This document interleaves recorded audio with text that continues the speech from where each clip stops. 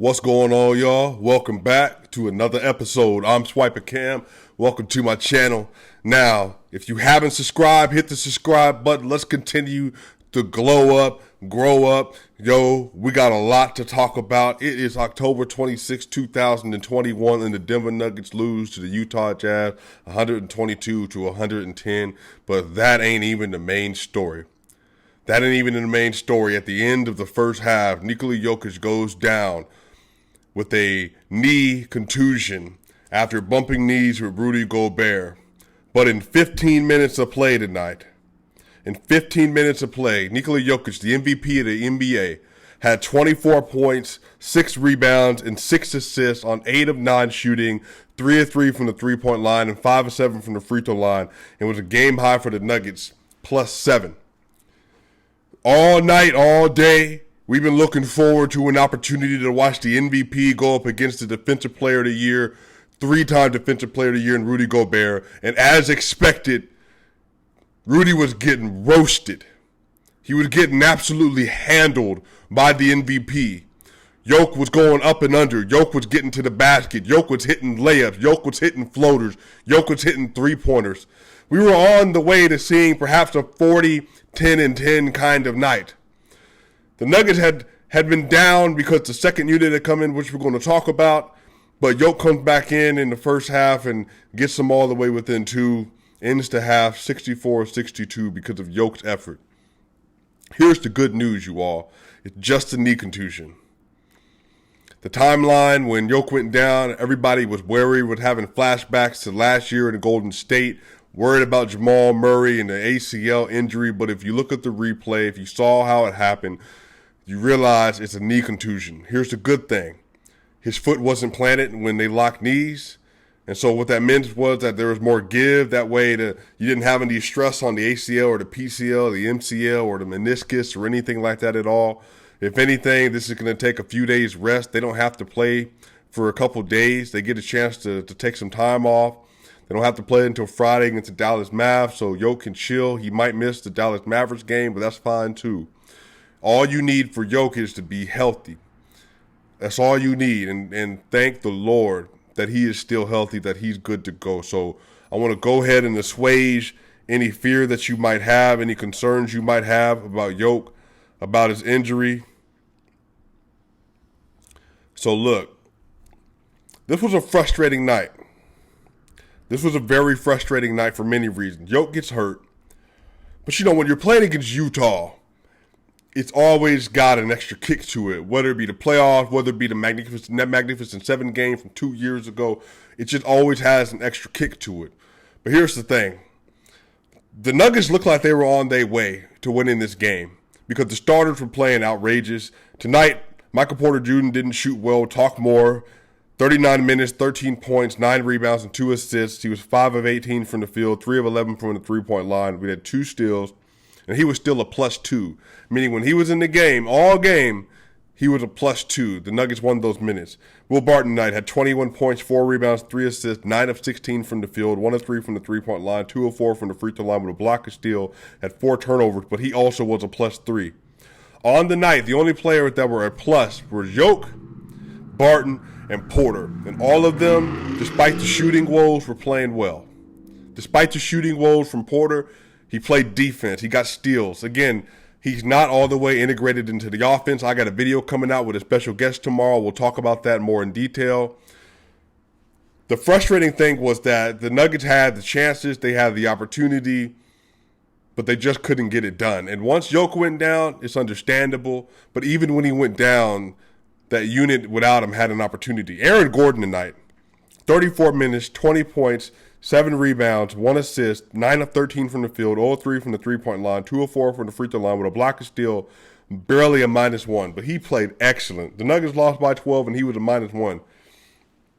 He played excellent in the first half. Him and Jokic had 39 points at the half, I believe. Jokic had 24, Gordon had 15, and only 1 missed shot. Let me see, how many missed shots did they have? 2 missed shots between them, I think, at the half.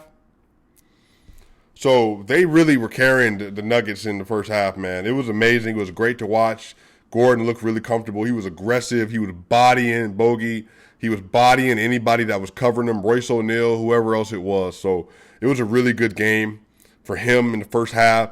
Again, you all, like in the first half, they was cooking, man. Monte Morris tonight, 19 points, 4 assists, 8 of 13 from the field, 3 of 3 from the three-point line. A block is steal.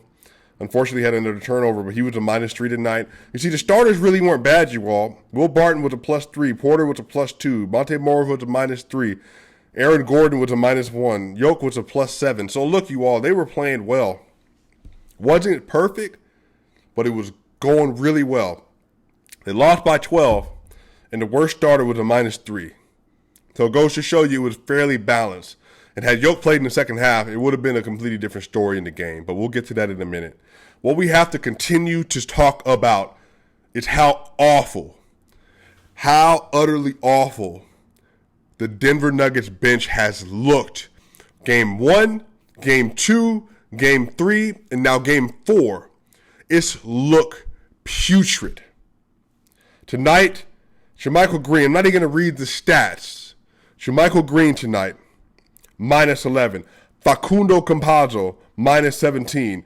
Jeff Green, -12. PJ Dozier, -18. Austin Rivers, -10. It is completely unfair to continue to ask the starters to get you up 6 or 7 points or get dead even, and then come back in the game at the end of the second quarter and at the end of the fourth quarter and fight back into the game because now you're down 8 points. It's completely unfair and unrealistic. The LA Lakers, really LeBron James, but the LA Lakers have implemented a strategy ever since they've had LeBron. LeBron goes out about the middle of the first quarter, and he comes back in with about a minute left in the first quarter and then finishes out through. AD goes out. He finishes out through the first quarter, stays in through the second quarter, then AD will come back in, and then they'll rotate that way. But one of them is always on the court because that just gives them the best opportunity. And for right now, the platoon strategy, the hockey strategy that Malone has implemented is not only not working, but the lineups make no sense. If you gave Facundo Campazzo a rim runner, somebody that's a big that can roll to the basket, somebody that can make up for any defensive mistakes he might have because of his size or inability to stay in front of someone, makes more sense. But when you have Facu in the game with Austin Rivers, neither one of them are shooters, neither one of them are scorers, and both of them are undersized. And if they aren't contributing as defenders on the court, they are liabilities because they are not offensive threats. Austin Rivers, when he gets the ball, is going to jab step 2 or 3 times and may or may not take a shot. He tried to take Rudy Gobert off the dribble, and people keep getting this idea. Reggie Miller, hey, you got an ISO with a guard against Rudy Gobert. Take him to the basket. No, don't do that. Rudy Gobert is one of the best defenders that's a big against guards in the NBA, and he's the best pick and roll defender among guards against guards in the NBA. Don't do that. You're not going to win, especially Austin Rivers. You're not winning that. He got his shot clocked. Bruh, the Nuggets were up 31-30, I want to say, in the first quarter. Yoke goes out and it's 36-31 at the end of the first. And the next thing you know, the Nuggets are all the way down almost 12 points, 15 points at one point. It's so unbelievable. And once again, I'm not, y'all know, I think Malone is one of the top 5 or 6 coaches in the league. I honestly think what he's doing is trying to get that unit to learn how to play together early in the season. That way at the end of the year, there's at least some cohesion. At the end of the year, they can be depended on for something. I get it. But what I'm saying is that after 4 games, the Suns, Spurs, Cavaliers, and now against the Utah Jazz, you have more than enough evidence that unit has been in the minus every single game. And that's why you're 2-1, or sorry, 2-2 at this point. They were a minus against the lowly Cleveland Cavaliers. They were a minus against the Jazz. They were a minus against the Suns. And I'm not talking about a little bit. Every one of the bench players are double-digit minuses. Monte needs to go to the bench, and PJ Dozier needs to start. Because Monte needs to run that bench, and PJ Dozier needs to get into the game, play perimeter defense, and keep people out of the lane, hit his open shots when he can. We'll talk about this more tomorrow, man, but it's been infuriating. Because I can see Joke on the bench. I can see MPJ and Gordon on the bench. Realizing that we're up 4 to 5 points. And now we're down 8 when I get back in the game. Now I got to expend an enormous amount of effort just to get us back in the game in the first half. And hopefully we get in the third quarter, they won't completely let go of the rope. It's just not realistic basketball. Also, shout the freaking out to Aaron Gordon, who absolutely carried his weight tonight. Shout out to Will Barton, who stepped up, had 16 points in the third quarter when Yoke went out. Shout out to MPJ for playing defense. He didn't hit his shots, but he played defense. Shout out to Monte Moore, hit some great shots in the game. They gave a maximum effort. It wasn't pretty. They should have won. They could have won that game, man. They really could have won that game. Wasn't perfect. But here's the thing. Rudy Gobert tonight had 23 points and 16 rebounds, 7 of 8, 9 of 16 from the free throw line. It was a plus 10. But this is also, you need to hear this. Donovan Mitchell tonight, 22 and 6 on 9 of 20 shooting and 1 of 9 from the three-point line. He was a minus 4. Rudy was a plus 10. Royce O'Neal, minus 4. Mike Conley, plus 12. Bogey was a minus 4. The bench, Clarkson, Ingles, Whiteside, Pascal, even Butler. Ingles, plus 16. Clarkson, plus 19. Whiteside, plus 2. Pascal, plus 16. Because they were working the bench.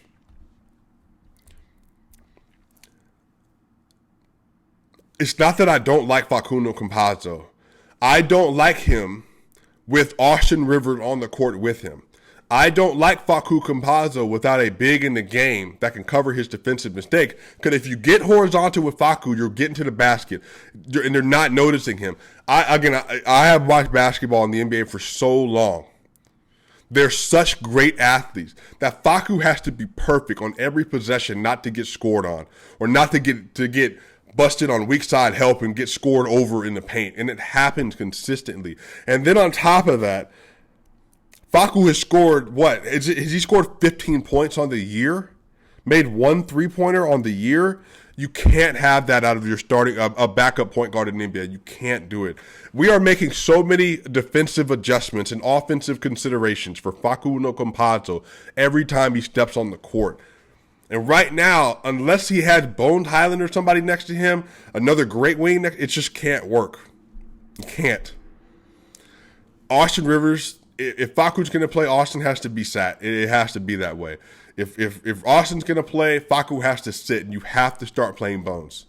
Because it doesn't make sense schematically, and the numbers bear it out. Per the data, PJ Dozier and Facundo Campazzo were the two worst Denver Nuggets tonight. Minus 17 for Facu, minus 18 for PJ. And PJ usually plays well. He usually plays really well in the plus-minus section. But again, the bench sucks. The bench has been terrible all year. That has to be addressed. But here's my thing, man. I'm watching the game. I'm watching the Utah Jazz start to celebrate. I'm watching their fans and stuff go off. I'm watching Rudy, start to feel himself a little bit. And I'm over here like, bro, Yoke gave you in 15 minutes 24 points, 6 rebounds, and 6 assists. He was on his way to busting you for another 40-piece. Again, 40, 10, and 10. And y'all had the audacity to celebrate. This is the thing, man. The Nuggets are already without Murray, but now they're out without Nikola Jokic during the game. And it's the same thing that happened with Suns fans last year. Folks start getting all kinds of confident because they're playing against hampered Nuggets teams. And what I'm telling y'all, man, I fully believe that the Nuggets, when healthy, NBA Finals. Because that's how good they are. This ain't even a homerism. I didn't even say this when they went to the bubble 2 years ago, when they had Jokic and Murray going off. I never said that. The Lakers were the best team in the league. But that five with Murray, Barton, PJ, with Michael Porter Jr., Aaron Gordon, and Nikola Jokic, it's the best full five in the league. And so to watch them continue to have to deal with it is so frustrating. But it is what it is. It's just happening right now, you all. Tonight was frustrating, man. Watching Yoke go down was frustrating, but the great thing is it's just a knee contusion. Not going to be super serious. It's not going to be something that keeps him out for too long, hopefully. Hey, man, he needs to get the heat pack. You got to get in the ice bath, hot, cold, hot, cold, hot, cold contrast. 3 in, 2 out, 3 in, 2 out, 3 in, 2 out. Maybe a little bit of stem, stretch. Hey, man.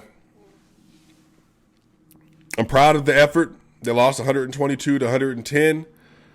Michael Porter Jr. didn't shoot well again for another game. He's not shooting well right now, but honestly not worried about it, man. I'm just not. Jokic is amazing, man. He had 24, 6, and 6.